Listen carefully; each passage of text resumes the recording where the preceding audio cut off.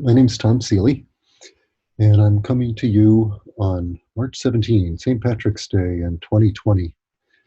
I'm in my laboratory, bee laboratory here at Cornell University, and I wish I could be with you in person, but thanks to the coronavirus, we're apart today. Nevertheless, I can share with you this talk, and I hope you will enjoy it. It's certainly one of my favorite talks to give, and I hope it'll be a favorite for you to enjoy. As you can see, the title is Following the Wild Bees, the Craft and Science of Bee Hunting. Sometimes it's called beelining. I like to call it bee hunting. What is this bee hunting process? It is a process of locating a wild colony of honeybees. And by wild colony, I mean an unmanaged colony. So it might be you don't know where it's going to be, as you'll see, but it could be in a tree, could be in a building, could be in a stone wall, wherever. It's just a colony that's living on its own. And most particularly, it's a colony you don't know about. And sometimes your bee hunting will actually take you back to an apiary or a hive that you don't know about, but that's fun too. So bee hunting is a sport. It's an enjoyable outdoor activity involving the bees. In North America, bee hunting was quite common until the early 20th century. And to illustrate that, I show you this cover of a magazine called Harper's Weekly from I have to look closely here, 18, I guess it's not on the cover. Well, anyhow, it's back in the 1800s or early 1900s, and it shows two bee hunters, and they're found a bee tree occupied by a wild colony of bees. They've chopped open a portion of it and are about to reach in somehow or other, and steal some of the bees' honey. I think the nest entrance looks like it's down here. This gentleman's opened it up here. Bees are coming out. This looks extremely dangerous to be standing up on this limb. And this guy's got a pail, and they will load up the pail and steal the honey and go home. And I know an old timer who didn't have much money, and when she wanted honey, this is exactly what she did. Only she took with her not only a pail, but a ladle, so she could reach down in and get some of the honeycombs out. And that's bee hunting, or a glimpse of bee hunting. There's a long history of this. This is not a modern thing. The first book that was written on it that I know of, or that describes it, was a book by Johannes Colleri, published 1591. This is called Economy, and this is a Swedish translation of it. It's a nice description. There's John Burroughs, an American author, wrote a very nice account of bee hunting in the Catskill Mountains in his book Birds and Bees, Sharp Eyes and Other Papers, 1875. Some more recent works on this topic. A real gem is The Bee Hunter by George Harold Edgell. It's a little slim 49-page book on the subject, and it's written very gracefully. He was a professor of architectural history at Harvard and the director of the Museum of Fine Arts in Boston, but he grew up in New Hampshire, and he learned bee hunting from an old timer up there, and he wrote a charming book about it. And I put my hat in the ring of writing a book called Following the Wild Bees, the Craft and Science of Bee Hunting. Because what I could do, what the previous authors could not do, is I could explain the science behind the bee hunting process in addition to describing the craft.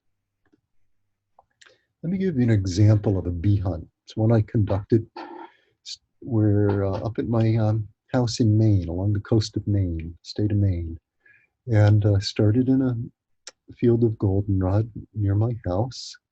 And you can see I've taken some key equipment along: the folding lawn chair, a small table, and we'll look at some of the smaller equipment as well shortly. What I've done is I've captured bees off of the goldenrod flowers using a device called a bee box. We'll look at that shortly. and I give them a free lunch of sugar syrup. I want to entice them. I want to do a little feeding station so that I can get a regular traffic of bees between my feeding station and their home. And you can see that under the right conditions, if the weather's good and there's not a honey flow on, bees will recruit like crazy to your little comb, and you'll have a good clear traffic of bees back to their home, from comb to home. Once you've got that, you see what I saw, what direction they were flying home, and that was called determining their beeline. And sometimes it's pretty easy to do if you've got a clear sky as your background. You determine their beeline. In this case, the bees were flying, to my dismay, initial dismay, they were flying across the river that I was hunting along. And so, but I could tell very clearly that their beeline pointed 47 degrees east of north. So I had a good clear bearing of a good clear sense of the direction to their home. At this point, what I did is I labeled a few of the bees that were coming to my feeding station, my comb, and I measured their away times. That is to say, how long it took a bee, individual bee, to leave the feeder, fly home, offload her sugar solution, and then get back to my feeding station. And the shortest of their times was 8 minutes. And as I'll explain shortly, that minimum away time is a good indicator of the distance to their home. In this case, that told me the bee tree, somewhere in the woods on the other side of the river, was about 0.75 miles away. That would be what, 1.2 kilometers, something like that. At this point, what I did is I took my little syrup-filled comb with bees, and I put it in the bee box, my bee box, which I'll come back to, a little portable box, tied it shut with a ribbon here, and because I didn't want the door to open and let the bees out, and I moved down the bee line. This involved crossing the river, and then I released the bees. And when I released the bees from the new location, which was well beyond, actually turned out to be far beyond their nest site, their home site, they flew off at 227 degrees. So instead of flying in, that told me that I had overshot. I'd gone in the right line, but I had overshot. So I'd gone past the bees' home. At this point, what I had to do was the bees were now visiting my feeder. Even though I went beyond their home, the bees are quite canny, very flexible in their behavior. So even though I had, now they were, to find my feeder, they had to fly off in the opposite direction from their home than they had originally. Some of them did, and so I could rebuild the line. And now that's what told me the bees were flying off in that new direction. And now I'm moving along a line, not to the northeast, but of course to the southwest, the opposite direction. And I moved my feeder step by step through the woods. And this was not so easy, actually, because this is a spruce fir biome up here. It's a dense canopy, but I could move from little clearing to little clearing. Here was a clearing that was formed by a boulder, for example. I set up my feeding station on the boulder, and that made the bees told me that okay, keep going to the southwest, Tom. And I kept doing that, kept moving closer and closer until their away times were only about 2 minutes. And if the bee only needs 2 minutes to fly home and come back, that tells you are very close to their home. Because it takes the bees often about a minute or sometimes 2 minutes inside their nest to offload their food. So if they're only needing 2 minutes to go home, offload, and come back, you're very close. At this point, I conducted a tree-to-tree search until I found their home. And I found it in this dead white pine. Saw bees flying into this old knothole, going in there, and that was their front door. And so what this bee hunt involved was it involved 1.5 days of my time, which was vacation time, and it was fun vacation days. And I had to travel 0.7 miles across the water, through the woods, to go from my little feeding station in the field to their bee tree home deep in the woods. And each of these bee hunts is a natural treasure hunt. It's a lot of fun to do, at least for a lot of us it is. Um, and it gives you a real sense of accomplishment, even triumph when you do it. Because when you think about it, you've started with some bees on some flowers in a clearing or a field. Often they'll lead you into the woods, and where there might be dozens, hundreds, thousands of trees, and you, through your craft and your skill, are able to find the one tree and the one knothole that is the front door of their home. It's a real sense of accomplishment. At least I feel it so. I hope you will too if you give this a shot. What we're going to do now is, so that was an example of the bee hunt. Now we're going to go through more carefully the process and tools. So we'll start by looking at the bee box and other tools. We'll then talk about the seasonality of bee hunting, when it's a good time of year to do it, how to establish a beeline, how to train or time bees to estimate the distance to their home, how to make moves down the beeline back to their tree, then doing the tree by tree search at the end. And finally, I'm going to share some thoughts on why it's not good to take up the bee tree. Take up is bee hunter lingo for cut down. So why we don't want to cut down bee trees these days, even though traditionally that's what was done.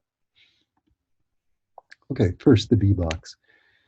What you can see here is it's a device that can be held in your hand. I've got my bee box right here. So you can sort of maybe see it. It looks bigger on the screen than it really is. It is 5.5 inches long, 3.5 inches wide, and 2.5 or 3 inches or so tall. And the key feature of the bee box is it's a two-chambered device. You've got a front door at one end, that's the front end. In between, and then the rest of the box, on the back, the rear of the box, there's a window pane to let in light. There's a sliding window cover on the outside of that window, so you can block the light from coming in the window. You can raise it, let the light in, lower it, block the light from coming in. And between these two, the front and the rear chambers, is a sliding divider, because that you will want to, as you'll see, you'll be capturing bees up front in the front of the box, but then you want to lure them to the rear chamber, and you do that by raising this middle divider and letting light in through the window. The bees which have caught in the front chamber would like to escape, so they go to the window, and then you can trap them in the rear chamber by just lowering the divider in the middle. And what this is all about is it's just an efficient way to get a bunch of bees in the rear chamber, so that then you can open the box, the front chamber, open the front door of the box, put in a little comb filled with sugar water, and then you raise the sliding divider to let the bees come forward onto the comb and load up. It's just a device that makes it easy to get a beeline established. Okay, what else do you need? And here's a photograph showing my bee box. This is the front door that is on a hinge. Here's the sliding little divider, and here's the little divider just outside the window, which is inside here. So besides the bee box, and you can see it's basically the size of my hands, besides the bee box, you'll need 2 squares of old comb. Could be new comb, but if it's old comb, it will be less, the wax will be less brittle. You need a jar of sugar syrup. We'll talk a little bit about that. It's a 50-50 sugar water solution. So 1 cup of sugar and 1 cup of boiling water. You mix those together, and that will give you a nice, good syrup. Very attractive, very sweet. You'll need a medicine dropper, because you're going to want to fill the cells in your comb, and you can't, without a medicine dropper, it's really hard to get the sugar syrup to drop down into the cells. And you'll need an opaque cloth. You'll see why in a second. Incidentally, I put my sugar syrup in a canning jar, so the lid has a tight seal. It's not much fun if your sugar syrup leaks out and everything is sticky. Other things that are really helpful for a bee hunt but are not essential, a compass. So you can, when you see their beeline, I find it always helpful to actually take a measurement or a sighting or reading of the direction they're going. You'll see why. It helps you stay on track, basically. If you have a topo map or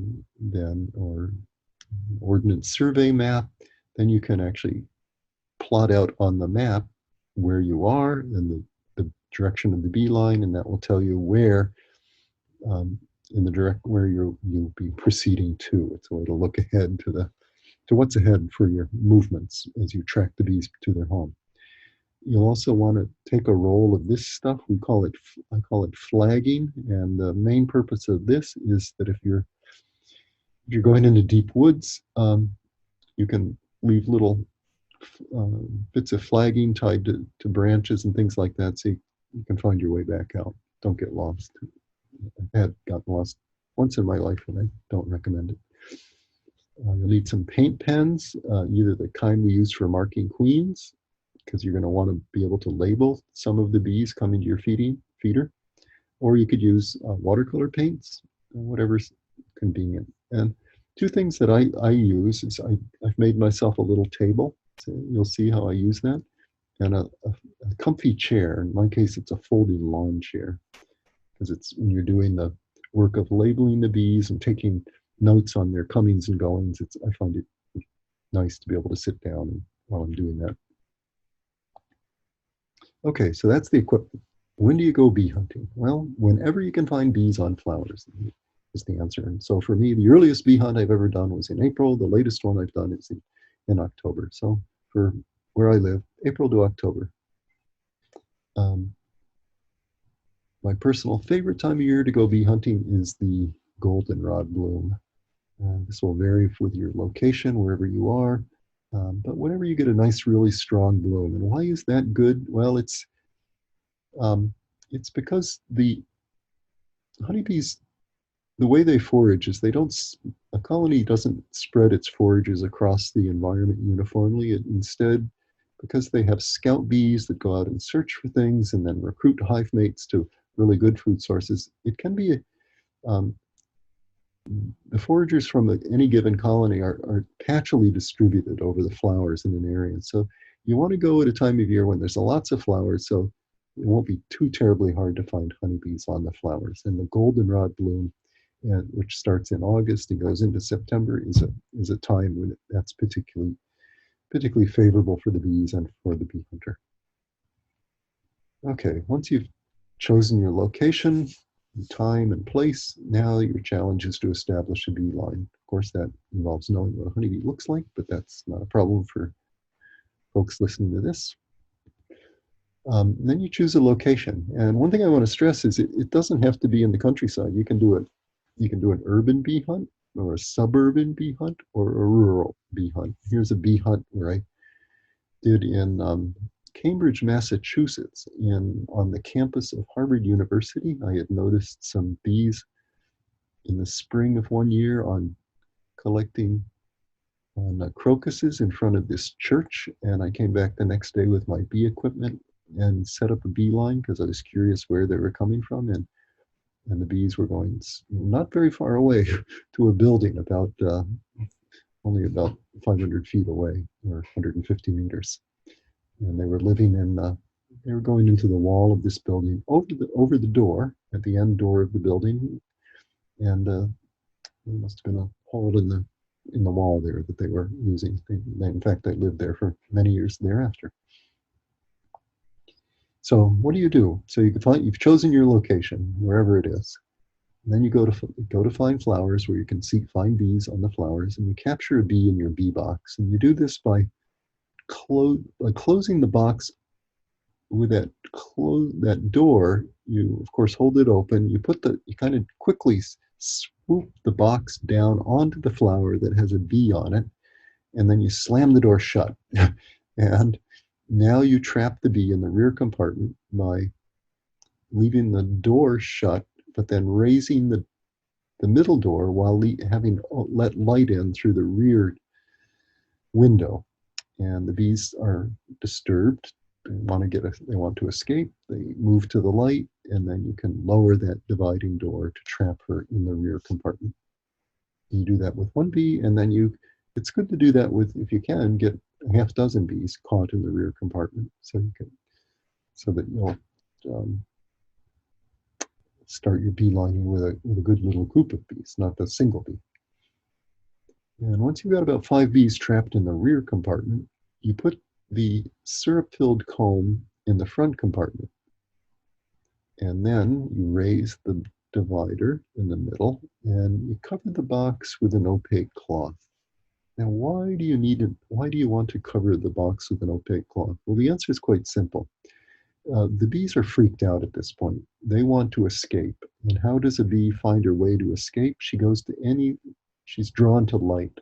And of course, your bee boxes, the joints in it and so forth, are not light proof. So there's light that leaks in around all of the places where there's a slider or a door, whatever.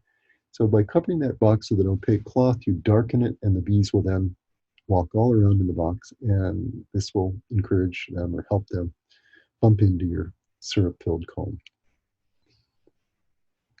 So you're going to want to leave the box closed up with a cloth over it for about 5 minutes. This will give the bees time to find your comb, feed on your sugar syrup, and then after 5 minutes, let the bees out.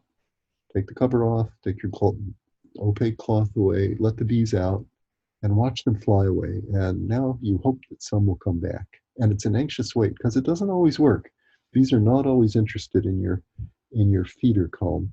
If there's a honey flow on, for example, the bees aren't very attracted to your comb, because what is feeding from a bee comb to the bees in nature? Well, it would be an act of robbing, and bees are cautious about robbing. They have an instinctive knowledge that robbing is dangerous work. So it's only under conditions when there's not plentiful, it's only under conditions when nectar is sparse that they will be interested in coming to your comb and basically going through the process of robbing. So hope some come back, anxious wait. And usually, unless it's a heavy-duty honey flow, bees will come back. Some bees, not all, but some. And when you see this, when the bee puts her tongue into your sugar syrup from your comb, you can breathe a sigh of relief, because now you know that that bee is yours. She is brave enough, skilled enough to come back to your feeding station. And she will continue to do so as long as you provide food. And usually the bees that are coming back to your feeder will recruit nestmates. They may not if they're coming a great distance, or again, if there's a honey flow on, but most of the time, probably 80% of the time, you'll get recruitment. And when you get recruitment, then now your comb has not just a couple of bees on it at any one time, it can have dozens of bees on it, like we see here. These are all bees that almost all were recruits to this feeder. At this point, your next little challenge is to label 5 to 10 of your bees for individual identification. And you can see here that you can use a camel's hair paintbrush. You can use a paint pen.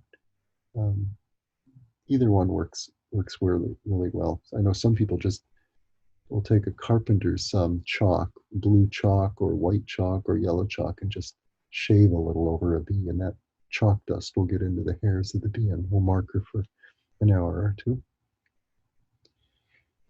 Once you've got individuals labeled, now you really start taking data. And you don't have to do this. Most bee hunters don't do what I do here, but I like to get a really information that's as precise as possible. So I make a little table in a notebook. And on this table, you can see this was a bee hunt back in 2002. I have a column where I indicate for each line which bee I've collected information from. So P-ab means pink abdomen, G-ab, green abdomen, Y, yellow abdomen, GTH means green thorax, etc., etc. And you can see that for each bee, I've noted when she's left my feeder and when she returns. And so I know the time difference, 15 minutes. And I also, when possible, I try to record the bearing the direction in which she's flying off. I don't always see this, so there's lots of question marks here. But you can see that I did get information from most of them, or from many of them, and when I plotted it on a little diagram here, you could see all of their departure directions were clustered in this direction to the southwest. So I knew that their nest was somewhere off in this direction, and that told me the direction. At this point, I timed these to estimate the distance to their home. I was timing how long it took them to leave the feeder, fly off, and come back to my comb. And I'll go back to this. You could see I was doing that here. This was the time, the away times, 15, 25, 18, blah, blah, blah, blah, 8, 13, 10. So some were taking a lot of time, others were taking less time. And here's some rules of thumb for relating time away to distance to the nest. If it takes a bee 2 to 4 minutes to leave, go home, offload, and then return, that tells you the bee tree is very close, possibly within sight. If it's taking her 5 to 9 minutes, that tells you the bee tree is less than a mile away. If it's 10 to 15 minutes, the bee is pretty far. Still findable, but pretty far. I rarely follow up on bee. I rarely proceed unless the away time, the minimum away time is 10 minutes or less. And if you're like me and you take data or take numbers on this, how long the bees are away, you'll find that the bees vary considerably. And the bees that are the most interesting ones are the ones that are the fastest bees. So for example, all of these bees were going in the same direction, but yellow, she needed 10 minutes and 0 seconds. Green, 11 minutes, 10 seconds. Green thorax, 15 minutes, 40 seconds. But yellow orange, she only needed 6 minutes, 20 seconds. So that said that she was the most revealing.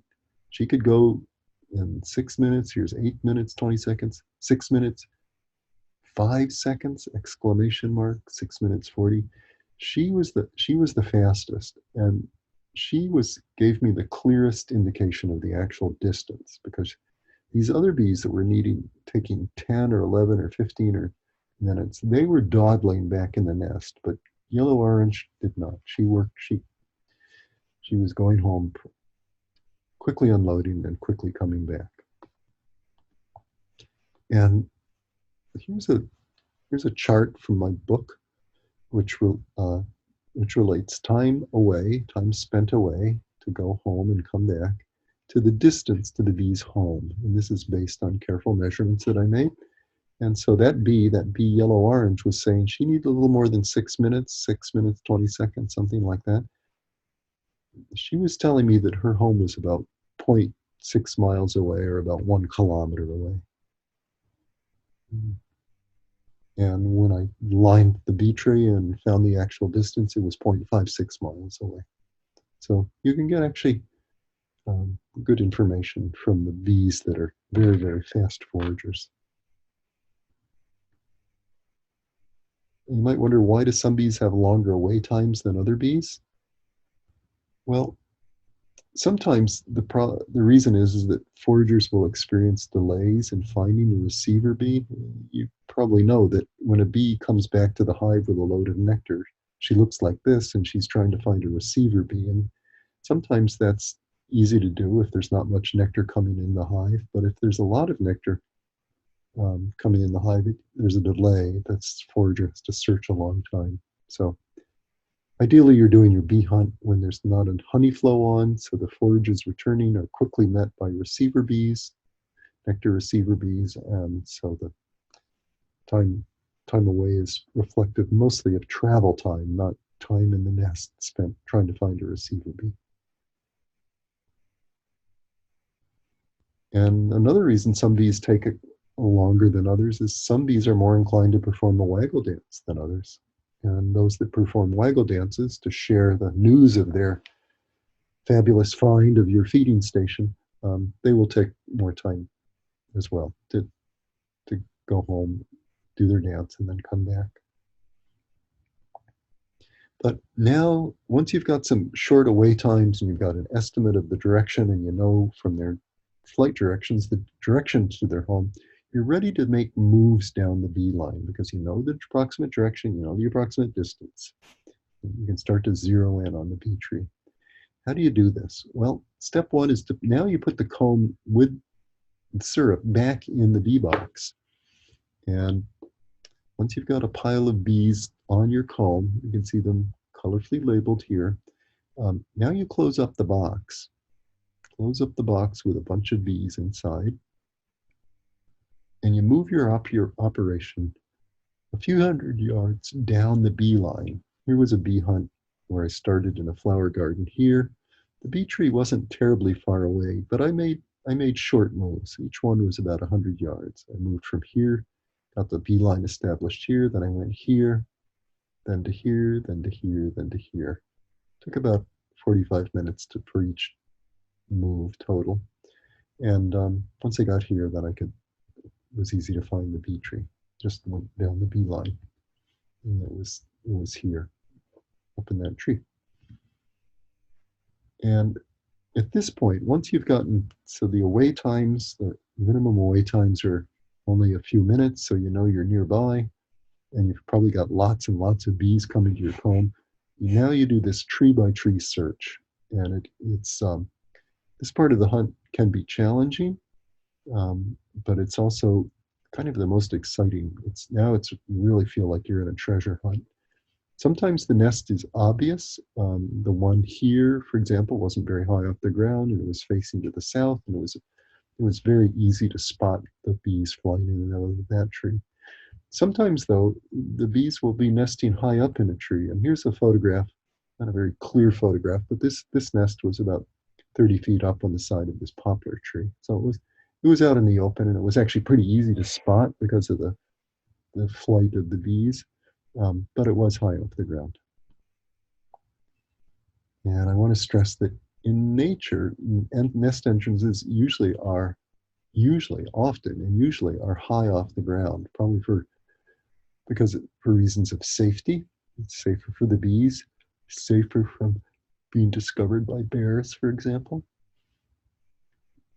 But sometimes the entrance is low, and here's a nest where I found that bees were flying right in among the roots of this beech tree and going up, and their nest was well up above that entrance opening. It was way up here.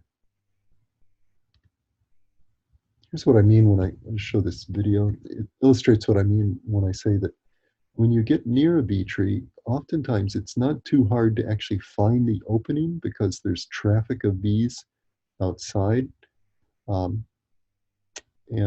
Sometimes you can hear the bees. So it's not as hard as it sounds. Now, last part of this talk on not taking up the bee tree, why I advocate not cutting down or chopping open or damaging the bee tree once you find it. And I speak with some based on direct experience. In my early 20s, I was studying the natural nests of honeybee colonies, and this involved doing what's called taking up 21 bee trees. It's an ironic term because taking up a bee tree equals cutting down a bee tree. So I took up 21 bee trees in my 20s, and it was for a good, valid scientific investigation, but it was destructive, and I now regret it. It was destructive both of the trees and of the bees' colonies, their combs and such. So I don't advocate taking up a bee tree. In fact, I discourage it. And why? Well, as I mentioned, it kills a tree and it kills a colony of bees unless you do the transfer process of cutting out the combs and transferring them to a hive. It's also just a very hard way to get a little bit of honey. You'll get on average about 30 pounds of honey from a wild colony's nest.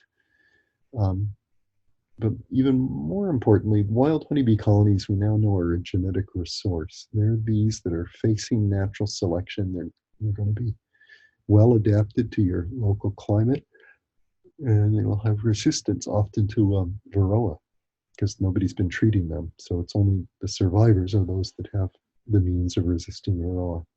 And fourthly, if you want wild honeybees, the best way is to use bait hives to trap swarms. And that way you can get wild colonies of bees without destroying the nests, without destroying the source of your wild bees. So to summarize, I want to just stress that bee hunting is one of the most fascinating and recreational outdoor activities. You play it outdoors, uses both the muscles and your brains, both big time. No costly equipment. The most costly piece of equipment would be the magnetic compass, which maybe many of you have one already. One thing that I enjoy about this sport is you can play it alone or in a group. Some days it's fun to do it alone. Other times, if you do it in a group, then you've got lots of people looking to getting determining the bee's line. It's an activity that demands skill and persistence. It's a challenging thing, which means that when you accomplish it, you have a real sense of accomplishment. And it's something where you build suspense. You start out in the middle of wherever you start with your clearing, you get a line onto a bee tree, and step by step, you get closer and closer. The away times get shorter and shorter, and you know you're getting closer. And so the suspense builds. And in the end, you end up with either a harmless disappointment, because sometimes you don't always find the tree. I might think out of 100 times, my probability of doing it is about 0.85. So about 15% of the time, I just can't find the home. I can get near to the tree. I know I'm close, but for whatever reason, either the nest entrance is very high up in a tree or it's obscured. I just don't find the bees. Or sometimes the bees are flying across they're flying across a deep valley or across a gorge, and I don't have time to go down and work my way all the way around. Now, as you can see, I did in the case of the river. But so sometimes you end up in a harmless disappointment, or but more often it's an exhilarating triumph. And it's something I recommend, this bee hunting. If you like bees, it's a great way to connect with the bees. It lets us, it's a lot like bird watching. You get to watch the bees, you get to watch the animals doing what they're doing. They're coming to you to get food. That's with birds coming to a feeder. So you get to watch them up close. There's no risk of being stung because the bees are just there collecting food. They're not near their nests, so they're not defensive. And so bit by bit, it connects you with the beauty and mysteries of nature. And not just the nature of the beauty and mysteries of the bees, but all of the nature around you. One thing about bee hunting is takes you to places you wouldn't otherwise go as you work your way down a beeline. And you have a lot of time where you're just waiting for the bees to come back. And you can look and study the nature all around you. The birds that are calling, the fascinating trees that you're near, all of that stuff. And I also recommend it because it connects us with the bees in a way that's where we're tapped in, not to bees living in our hives, but bees living their natural lives out on their own, all on their own. And I think we gain even more respect for the bees if we see them, if we get in touch with them living completely on their own, as they would have done for most of their history. And this kind of engagement with the bees motivates us all. Anybody that goes bee hunting motivates us to keep the world healthy for these beautiful little creatures. Well, that's my introductory talk to bee hunting. Thank you for your interest and attention. And yeah, if you want to learn more, I recommend that little book that I wrote, Following the Wild Bees. It's a distillation of my, goodness gracious, 40 or 50 years, 40 years of being a bee hunter. And I think you'll find it very useful. And I hope you have fun. Hope you'll go out and give this a shot and have fun building a bee box and have fun using it to track down a wild colony of bees. I guess that's all for now. Again, thanks for your interest.